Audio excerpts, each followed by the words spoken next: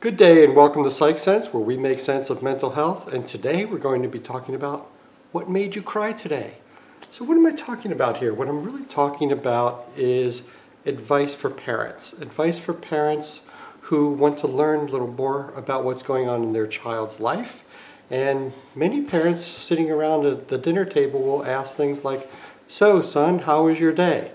Well, we all know what the common response is to this. Fine. You know, you ask your kids, how was your day? How was your math test? How was your teacher? How was your friends?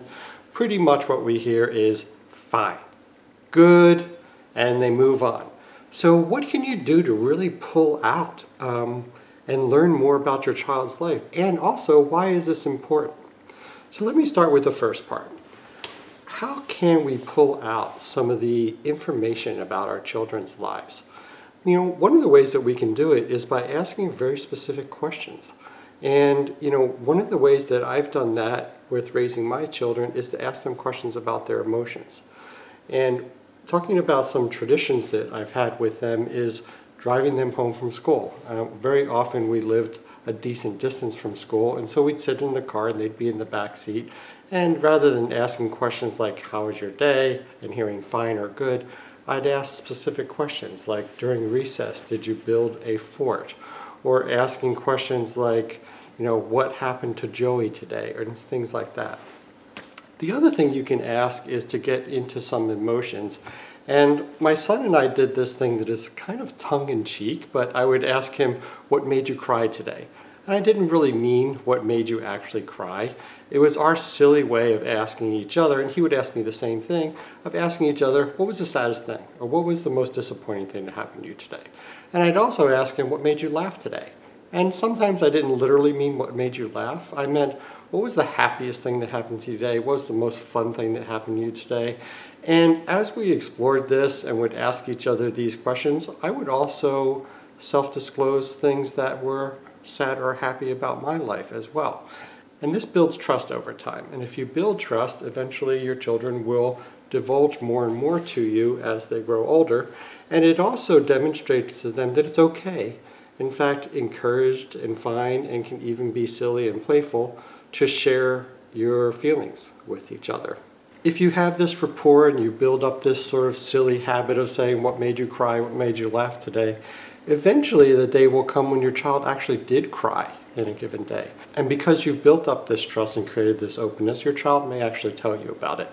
So if you were to say to your child, what made you cry today, and it's part of a normal ritual, your child may say, you know what, actually, Johnny picked on me, he hit me, so-and-so stole this thing from my locker, it made me really sad. Now these are the really important things that very often children don't say to their parents because they're afraid. They think that they'll be criticized, or they think that they won't be supported. So building this up and creating this ritual of what made you cry today, what made you laugh today, I think is a really good idea. Now, it leads into my second point. It's really good to create traditions. You know, we just had the July 4th weekend. Many families have traditions. We also do. And I want to talk a little bit about why traditions are important. And the reason why traditions are important is because it creates a habit and a safe place to bond with your family. And the traditions become so almost automated. Let's say it's a Thanksgiving, or let's say it's decorating a Christmas tree, or it could be other things that are very traditional. Maybe you go to a certain lake each year, maybe you do certain things every year. Because the parts of those traditions become automatic, it means that you don't have to think really hard about what you're doing. Instead, you can interact with each other.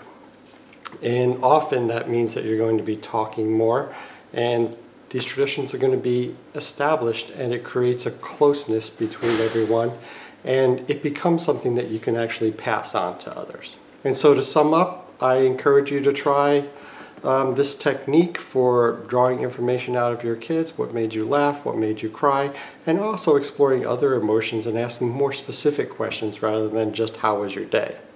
And it all relates into having traditions with your family. And so with that, thank you for watching Psych Sense, where we make sense of mental health. I'm Mallon, your host, and I'll see you next time.